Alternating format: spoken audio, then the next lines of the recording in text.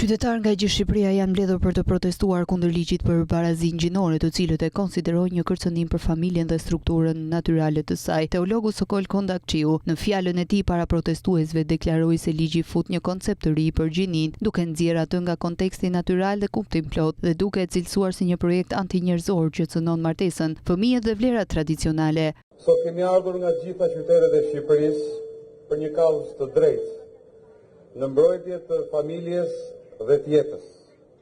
Kemi ardhur këtu të protestojmë kundër ligjit për barazinë gjinore, në thonjza, i cili në përmbajtje të tij prek familjen, duke futur duart për të prishur strukturën e saj natyrale ashtu siç e ka krijuar Zoti.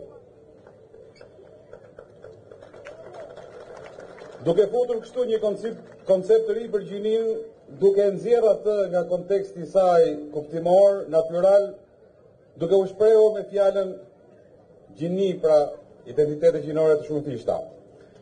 Në Kuranin famlar thuhet: o njerëz, ne ju krijuam nga mashkulli dhe nga femra, ju bëm fise dhe kombe dhe popull që ju të njiheni me njëri tjetrin.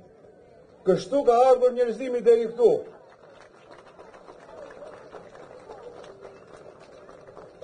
Nëse kjo kulturë huaj, hibritet, që po mundohen ta fusin në Shqipëri, do të kishte ekzistuar më parë, njerëzimi nuk do të ekzistonte.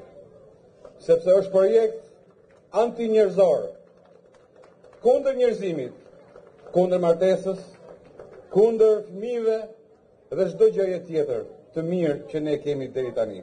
Kuvendi i Shqipërisë, kujtojmë se ka miratuar në seancën e 7 nëntorit projekt ligjin për barazinë gjinore, pas debateve dhe reagimeve pro dhe kundër tij. Me propozimet e reja për ndryshimet në projekt ligj, është përcaktuar se gjini nënkuptohen rolet dhe sjelljet që një shoqëri i konsideron të përshtatshme për gratë dhe burrat. Ligji shkaktoi debate gjatë seancës parlamentare dhe jashtë saj, ndërkohë që u kundërshtua nga deputetët e partisë opozitare, pasi sipas tyre, qëllimi i tij është shkatërrimi i familjes.